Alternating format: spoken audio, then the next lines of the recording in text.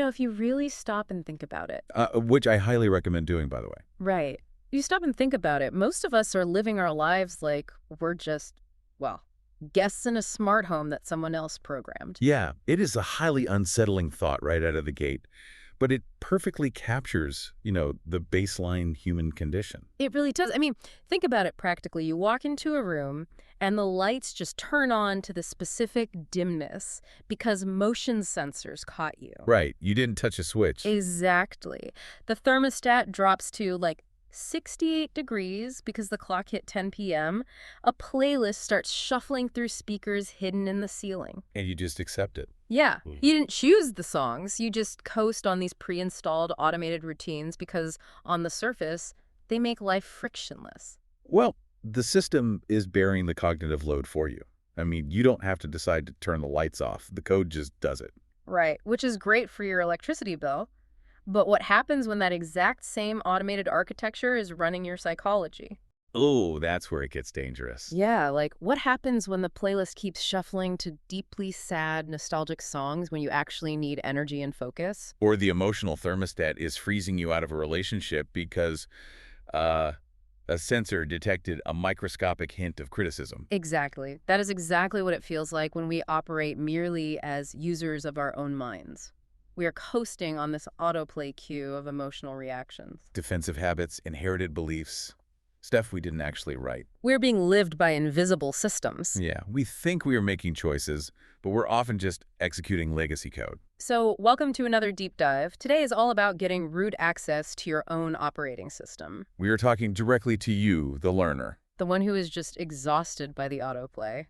Our entire mission today, based on this incredible stack of source material, is to help you transition from being a passive user of your mind Frustrated that the lights keep turning off. to becoming the architect.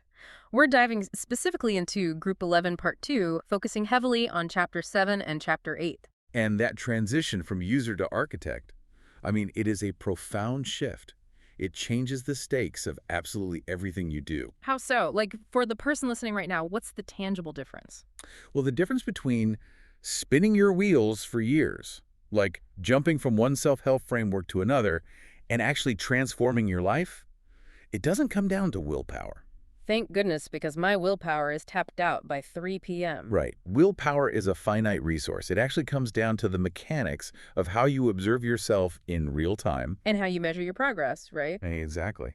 If you don't understand the architecture of how your mind changes, you will inevitably misinterpret your own struggles. That misinterpretation is where so much suffering lives, I think. You'll mistake a necessary background system update for a total crash. You'll mistake a familiar challenge for proof that you haven't grown at all. So to change our autoplay queue, we first have to wake up to the fact that we are staring at a screen. We have to realize we aren't the software.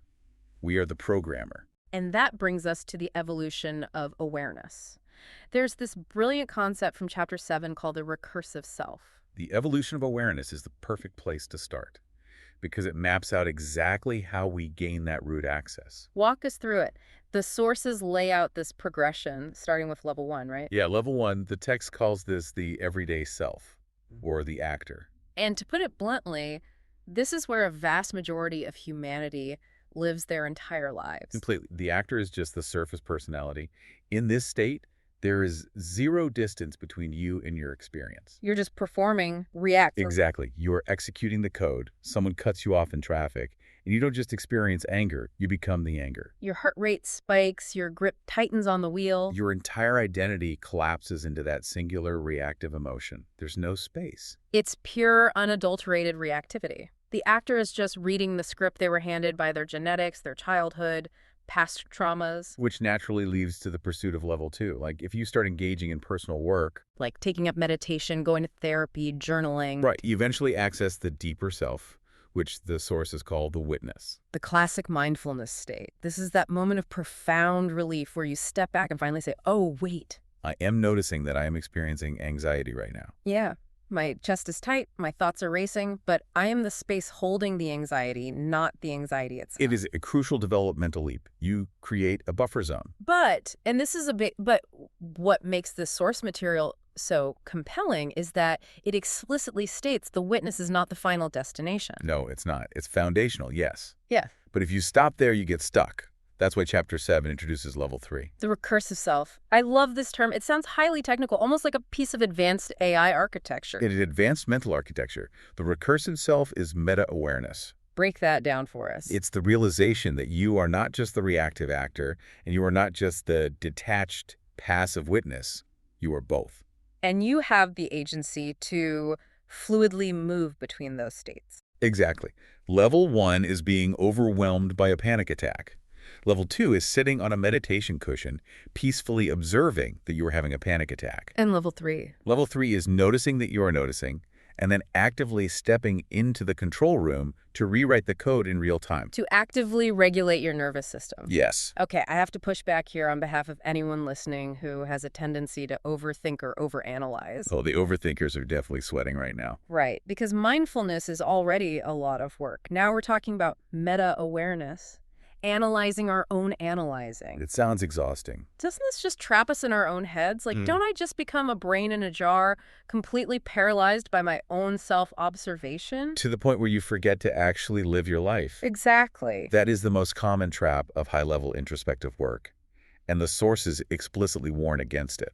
They use that exact phrasing, don't they? The danger of becoming a brain in a jar, thinking about being a body. They do. Yeah. But the recursive self is the antidote to that paralysis, not the cause of it. How so? Because overthinking is still just the level 1 actor frantically trying to solve an emotional problem using intellect. Oh, wow. Okay, that makes total sense. Because when I'm overthinking, I'm usually gripped by anxiety. You're trying to calculate every possible future scenario just to feel safe. I am definitely not in a spacious, meta-aware state when I'm doing that. Precisely. Overthinking is contracted and desperate.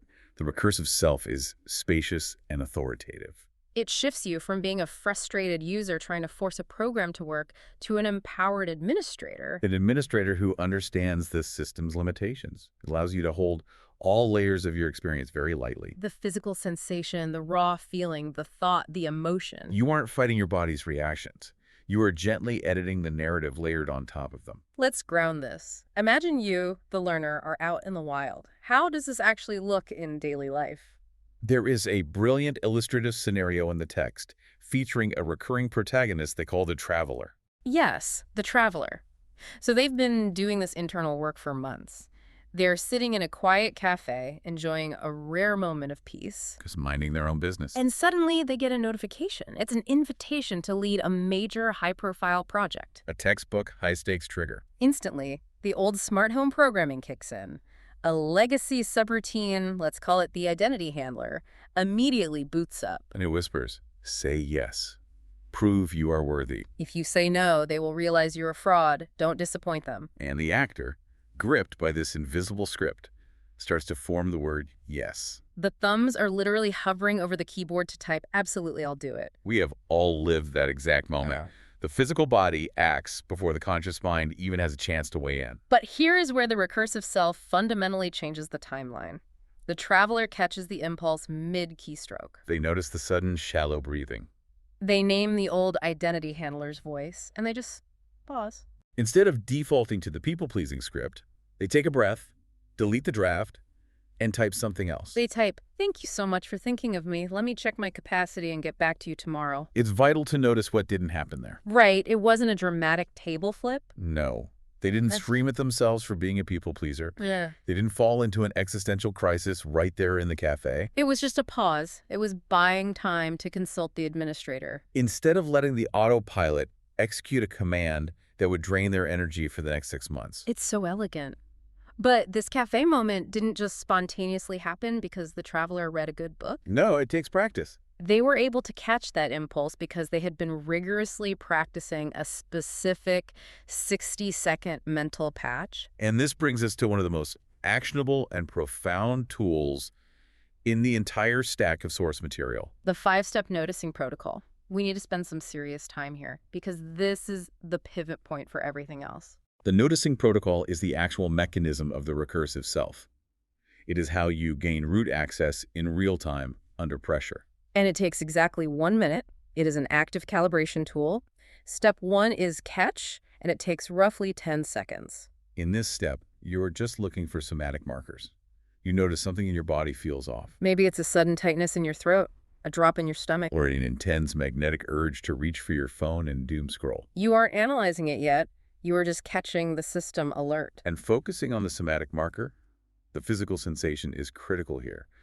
The body always knows before the brain does. Always. The nervous system processes threat cues milliseconds before the prefrontal cortex can formulate a thought about them. By the time you think, oh, I'm stressed, your body has already dumped cortisol into your bloodstream. Step 1 is simply training yourself to notice the physiological red flashing light. Okay, so the light is flashing. You've caught it. Step 2, another 10 seconds. Name. You apply a label to the subroutine that just launched. I am feeling defensive right now, or I am slipping into my fixer mode. But there is a massive psychological caveat here that the sources emphasize. Name without shame. This is where the vast majority of introspective work derails, doesn't it? Oh, absolutely. People are great at catching the pattern, but the moment they name it, they attach a moral judgment to it. There's my people-pleasing pattern again. I'm so weak. I've been working on this for years. Why am I still doing this? I'm pathetic. The shame spiral. It's just so automatic. And mechanically, shame is disastrous for this process. When you introduce shame, you trigger the amygdala, the brain's threat center. You are essentially launching a diagnostic scan to find malware, but because you coded the scan with shame... The operating system registers the scan itself as a virus. Wow. The ego's defense mechanisms instantly deploy to protect you from your own self-criticism. You are right back in the level 1 actor role. Fighting a civil war inside your own head. Exactly. Naming without shame must be fiercely neutral. It is just data collection. Fascinating. The system is currently running the anxiety subroutine. I love that framing. You are a curious scientist observing a reaction in a petri dish, not a judge handing down a sentence. Okay, so we've caught the physical shift. We've named the pattern neutrally. Now we hit step 3, which takes another 10 seconds. Locate. You ask your internal system, which architecture am I currently running? And chapter 7 gives us a brilliant structural metaphor to decode this. This is one of the most illuminating concepts in the material. It offers 2 primary architectures to define how we relate to our environment. The first is R1V, which stands for responsive one variable. Let's deeply unpack this terminology because it's so powerful once it clicks for you. R1V is essentially chameleon mode.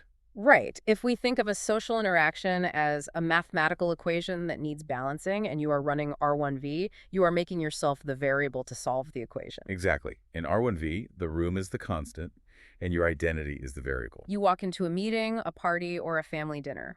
And your unconscious system immediately scans the environment to ask, what is the emotional temperature here? What do these people expect of me? Who do I need to be in this specific context to ensure I am safe, valued, or liked? And then you alter your value. You change your personality, your boundaries, your opinions to match the room. It is incredibly exhausting because you are constantly recompiling your own source code every time you talk to a new person. Which is why the alternatives is so important. The second architecture is AV1. Autonomous variable 1. This flips the equation entirely. In AV1, you are internally anchored. You are the constant, the room, the context, the people around you. They are the variables. This doesn't mean you're rigid or a jerk, right? Not at all. It means your core code doesn't change based on the user interface. Yeah. You are highly adaptable, but your boundaries and values remain stable. You aren't desperately adjusting yourself to please the room. You are defining how you meet the room based on your own internal directives. You observe the variable shifting, but you do not lose your shape. So in step 3, locate, you are taking 10 seconds to look at your behavior and ask, hold on, am I running R1V right now? Am I shrinking myself because my boss is in a bad mood? Or am I in AV1 holding my center? Which naturally flows into step 4. Check. Another 10 seconds. You hold the current impulse up against your deeper target. Is saying yes to this project actually aligned with my goal of having more time with my family? Or is it just a trauma response to avoid feeling irrelevant? You're checking the local action against the global strategy. Exactly. And finally, the climax of the protocol, step 5, adjust. You have 20 seconds to make one micro adjustment. Not a life overhaul, just a tiny physical or verbal pivot. The scale of the adjustment is what makes it sustainable. You don't have to quit your job or end a relationship in that 20 seconds. You just have to override the immediate autoplay. It reminds me of how the text talks about dealing with our own internal resistance. There's this fantastic metaphor of the wise parent. Oh, that's a perfect analogy for the adjust phase. Think about a young child who fakes a stomachache on a Tuesday morning to get out of going to school because they are terrified of a math test. A reactive level 1 parent screams at them, calls them a liar, and forcefully drags them to the car, Which, of course, just traumatizes the child. and ensures they will build more sophisticated, secretive defenses next time the system locks down. Right. But a wise parent and administrator sits on the edge of the bed, rubs the kid's back, and gently asks, "Hey, are you really sick? Or are you just feeling really overwhelmed about that math test today?" We have to treat our own defense mechanisms, our own legacy subroutines, with that exact same compassionate firmness. Because your defenses are not your enemy. They're archaic protection protocols. The identity handler in the cafe was just trying to protect the traveler from the deep, primal pain of feeling unworthy. When you use the five-step protocol, when you catch, name, locate, check, and adjust, you are essentially putting an arm around your own nervous system. And saying, thank you for trying to keep me safe, you did your job well in the past, but I have an updated, more efficient way to handle this threat now. I want you, the learner, to really visualize applying this today. If you run this 60-second protocol just 2 or 3 times a day, it acts as a preventative maintenance routine. It completely eliminates the need for massive life blowups. We all know those people. Or, hey, we've been those people who wake up 5 years into a career or a marriage and think, how the hell did I get here? I have to burn it all down to the studs and start over. Yes, the catastrophic midlife crisis model of transformation. It's wildly inefficient and incredibly destructive. Because it's the result of 5 years of unexamined drift.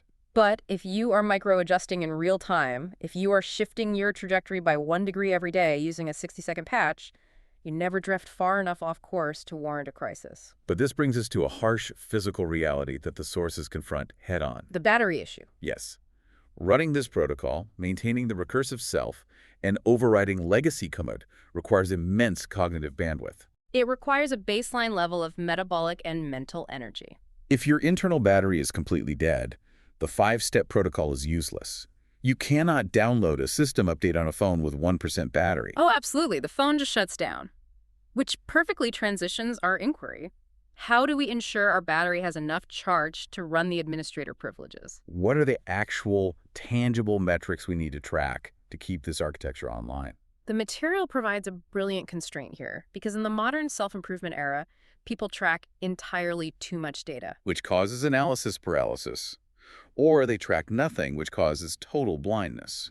We've all been victims of the data tracking trap. You download a comprehensive habit app and you try to log your sleep cycles, your hydration in ounces, your daily mood on a scale of 1 to 10. Your step count, your macros, your meditation minutes. And by Thursday, the mere act of logging your life is causing you more anxiety than the habits were supposed to cure. It's an administrative nightmare. The solution provided by the source material is radically, intentionally simple.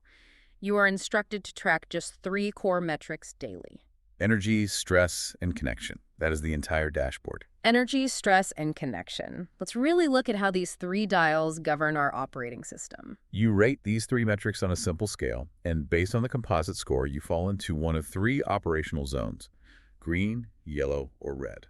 Let's start with the green zone. This is your optimal baseline. Your energy is high, your stress is manageable or productive, and your connection, both to yourself and others, is rich and present.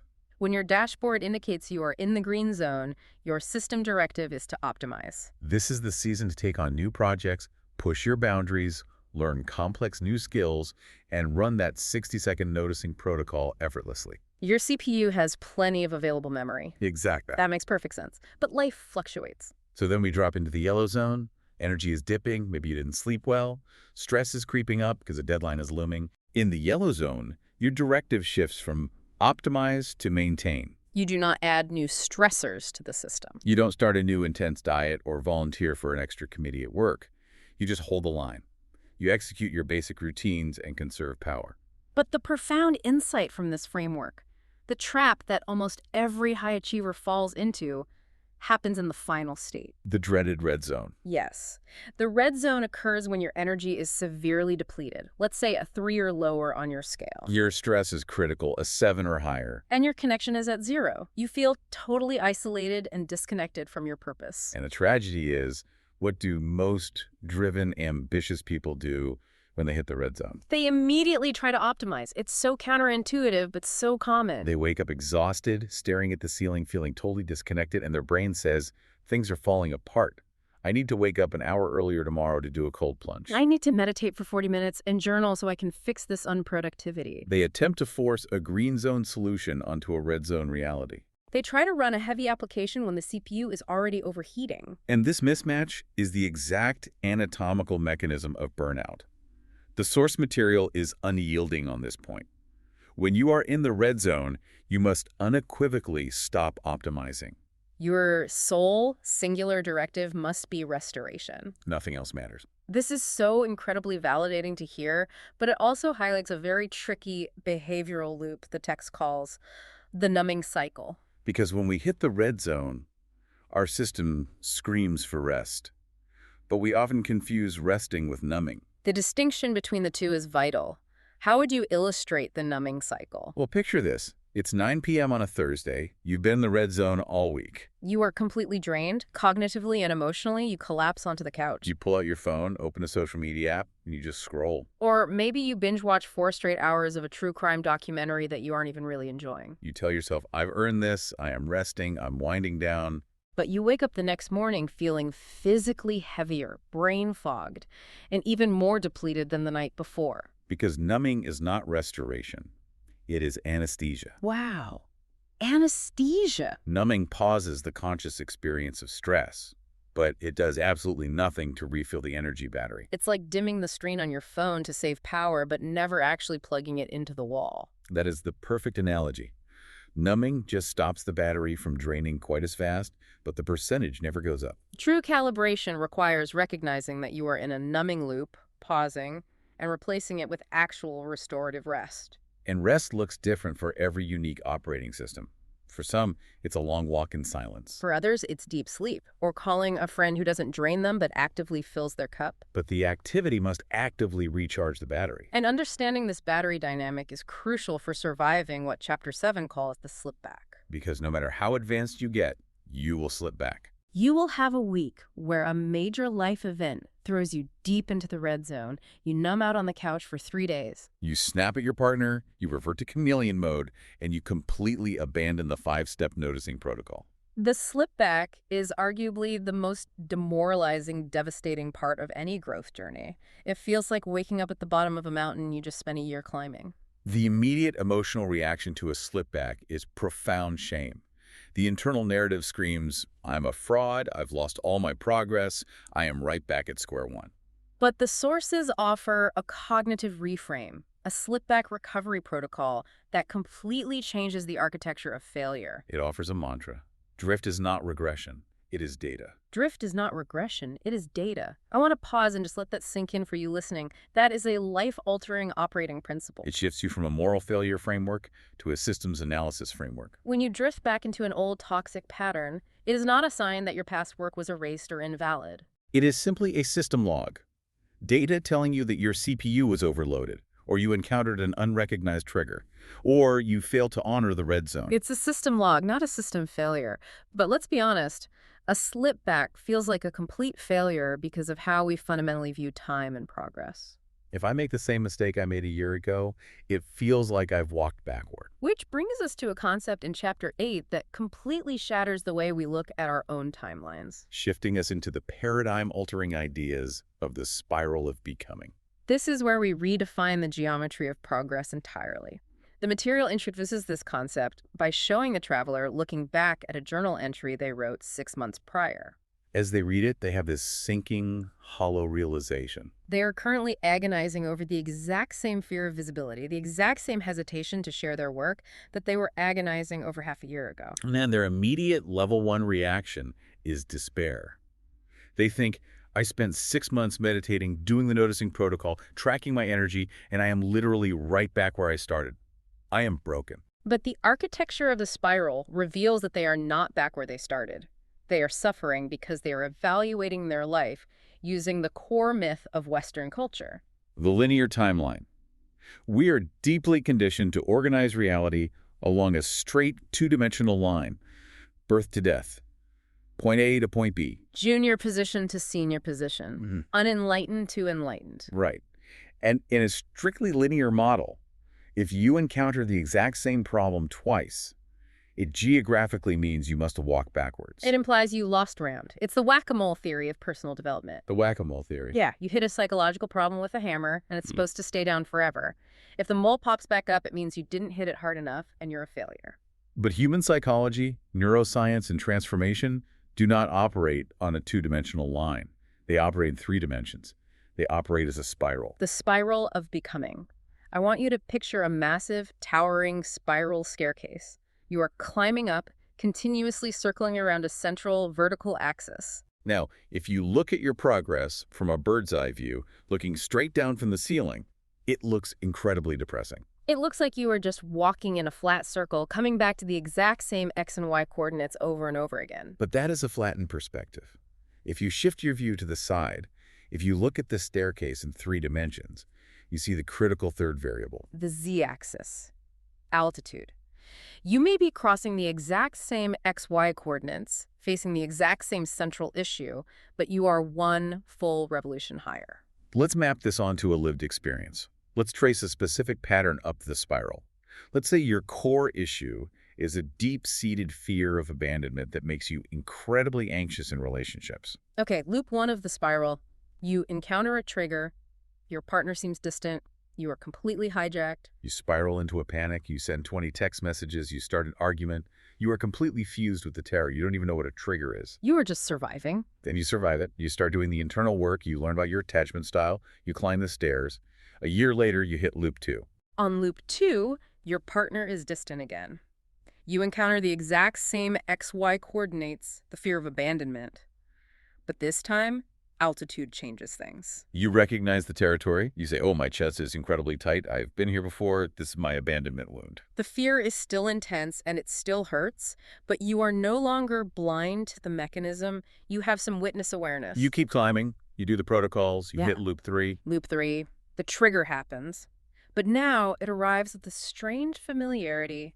You know the terrain. You know exactly what tools are required. The internal work is subtler, quieter. You don't blow up your relationship for a week. You catch the impulse, run the 5-step protocol, and self-soothe within an afternoon. And eventually you climb to loop 4 and beyond. By loop 4, the pattern is almost an old acquaintance. You don't hate it anymore. You know that when this specific fear rears its head, it isn't a sign of failure.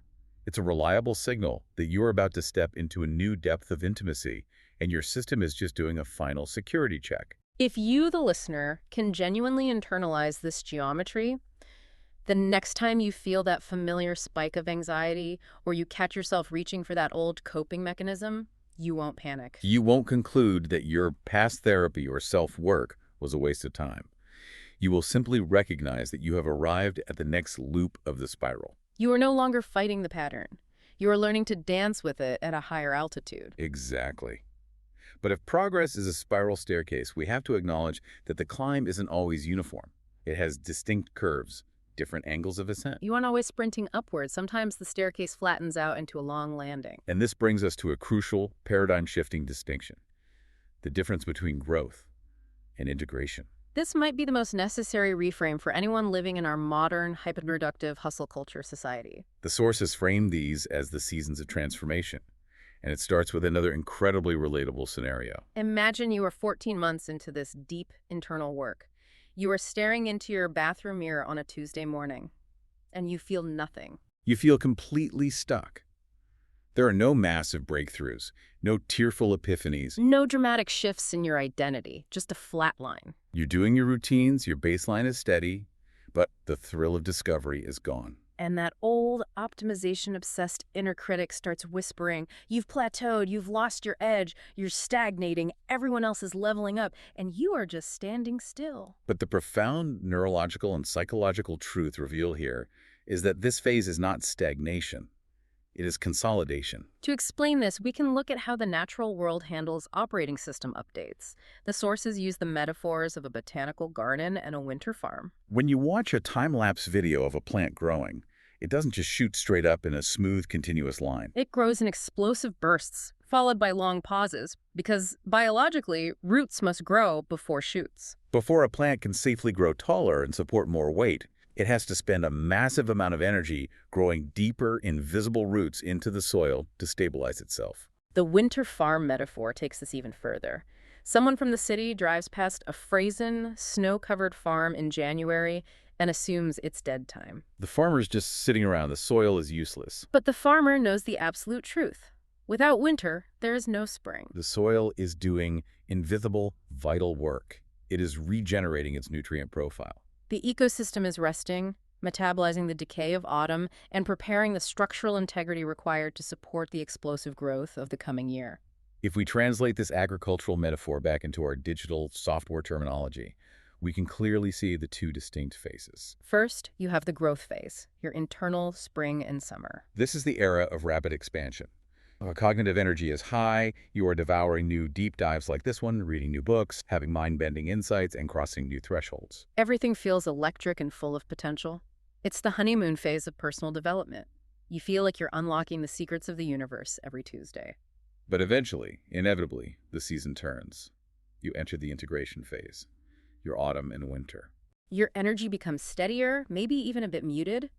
Those electric insights become incredibly rare. You aren't learning fascinating new concepts. Yeah. You are just repetitively executing the routines you've already learned. But here is the rub. In a culture where every algorithm, every social media post, and every targeted ad is screaming at us to level up, crush our goals, and 10x our productivity. How do you actually convince your nervous system that a plateau is a good thing? Exactly. How do you sit still and allow integration to happen when you feel a desperate fear of missing out, watching everyone else seemingly sprint past you? It requires immense discipline, because forcing growth during a season of integration is neurologically dangerous. The sources break down the architecture of the spiral into 5 microphases to explain exactly why integration is so critical. Awareness, friction, experimentation, integration, and finally, the next loop. Let's really drill down into that integration phase. What is actually happening under the hood when we feel like we are just plateauing? What's happening is massive, metabolically expensive background processing. Let's say you've spent the growth phase learning the 5-step noticing protocol. Initially, executing that protocol takes an enormous amount of conscious prefrontal cortex energy. You have to actively force yourself to pause. But during the integration phase, your brain begins the heavy lifting of neuroplasticity. It is literally wrapping myelin sheaths around those new neural pathways to insulate them and make the signals travel faster. It is shifting the behavior from the conscious, effortful brain into the basal ganglia, making it an automatic habit. This is exactly like a smartphone, downloading and installing a massive foundational OS update in the background. If you look at the screen, the phone looks like it's just sitting there on the table doing absolutely nothing. Precisely. And what happens if you try to open 5 heavy, battery-draining apps while the core OS is in the middle of a critical installation? The phone overheats, the update corrupts, and the entire system crashes. You brick the phone. That is exactly what happens when you try to force spring during winter. If you refuse to honor the integration phase, if you say, I'm bored, I need to start a new diet, launch a new side hustle, and completely change my workout routine, You interrupt the neural download. You fracture the foundation before it sets. the most tragic mistake people make is abandoning their new practices during the integration phase because they mistake the lack of excitement for failure. They quit right before the new code becomes natively installed. Wow. Okay, so honoring the winter, protecting that background update is absolutely non-negotiable for long-term transformation. It really is. But practically speaking, how do you know? I'm sure you, listening right now, are asking, that makes perfect sense, but how do I objectively know if my system is doing a vital background update or if I'm genuinely just procrastinating and making excuses to be lazy? It's the most important question to ask, and the material provides a specific diagnostic tool to answer it. It's a 5-question phase diagnostic designed to bypass your ego and pinpoint exactly where your operating system is on the spiral. I love a clean diagnostic. Let's walk through these 5 questions slowly because the psychology behind them is brilliant. Question 1. What is the texture of my energy right now? Is it high, expansive, and deeply curious? Or is it steady, flat, and perhaps even a bit bored with my routines? If it's expansive, your CPU has bandwidth for growth. If it's flat, your energy is being diverted to background processing. Question 2. Am I currently drawn to learning entirely new things, or am I feeling a quiet pull to just deepen my mastery of the old things? Question 3. Are my aha moments and sudden insights happening frequently, or have they become quite rare? A lack of insights doesn't mean you're dull. It means you are digesting the meals you've already eaten. Exactly. Question 4. In my daily life, am I actively encountering new, scary thresholds and novel challenges, or am I mostly walking through familiar rooms dealing with known quantities? And finally, question 5. Which might be the most telling somatic marker of all? When I think about adding a brand new goal or commitment to my plate right now, does my body respond with a spark of excitement or a heavy wave of exhaustion? How your nervous system automatically answers those 5 questions dictates your entire operational strategy. If the diagnostic points toward the growth phase, high energy, frequent insights, excitement about the novel, then you have a green light. Lean in. Take the risk. Launch the project. Push your edges because the system is primed for expansion. But, and this is the crucial pivot, if your answers point to integration steady but flat energy, rare insights, and feeling deeply exhausted at the mere thought of adding one more thing to your calendar, then you must enact a hard boundary. You must consciously, unapologetically stop adding new inputs to your life. You have to trust the plateau. Your job in that season is not to conquer new territory, it is to fortify the castle you've already built. You deepen the practices you have, you prioritize sleep, you allow the system to metabolize the code. There is such a profound, almost physical relief in this framework. It gives you radical, scientifically backed permission to stop constantly trying to fix yourself. We are conditioned to believe that if we aren't sweating, we aren't growing. But sometimes the absolute most advanced high-level maneuver you can execute for your own development is simply maintaining your baseline, watering your roots, and taking a nap while the OS updates. It completely neutralizes the shame of the plateau. You are not stuck, you are stabilizing. Okay, we have covered some incredibly deep territory today. Let's pull all of these threads together and view the complete architecture we've mapped out. We started by confronting the unsettling reality that we often live as passive users in a smart home programmed by our past. But we discovered how to get root access. We unlocked the concept of the recursive self, the meta-awareness that allows us to step out of the reactive level 1 actor, bypass the passive level 2 witness, and become the active administrator of our own code. We learned the exact keystrokes for the patch, the 60-second noticing protocol. Catch the somatic marker. Name the subroutine without triggering the malware of shame. Locate your architecture. Are you running the exhausting R1V chameleon mode or the anchored AV1 constant?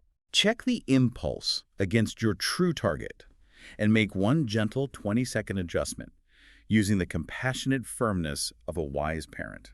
We learned how to read our internal dashboard, tracking energy, stress, and connection.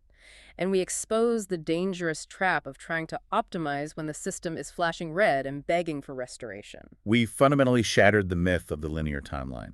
We embraced the 3D geometry of the spiral of becoming, understanding that a slipback is not regression, it's just data.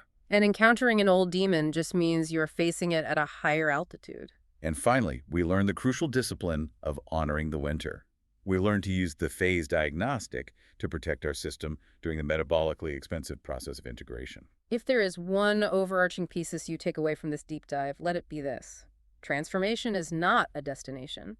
There is no final utopian level you unlock where you are perfectly optimized, permanently in the green zone, and never struggle with an old pattern again. The pursuit of a friction-free existence is a ghost hunt. The spiral is the path. The active conscious process of becoming is the ultimate state of being. But before we officially sign off, I want to leave you with one final mind-expanding thought. This is something hinted at in the later sections of our source material, and it takes everything we've discussed today and turns it outward. The fractal implications of the work. Yes, because up until now, we've been talking about your mind as if it's a closed, isolated server. But consider this. You are not a closed system. You are a node in an incredibly complex, interconnected network. Every shift in your local code affects the global environment. Exactly. Every time you successfully run that 60-second noticing protocol, every time you consciously choose to operate in AV1 instead of chameleon mode, every time you refuse to pass your anxiety on to your partner because you caught the impulse, that micro-adjustment ripples outward. It literally alters the emotional ecosystem of your relationships, your workplace, and your family tree. You aren't just integrating this new code for your own peace of mind.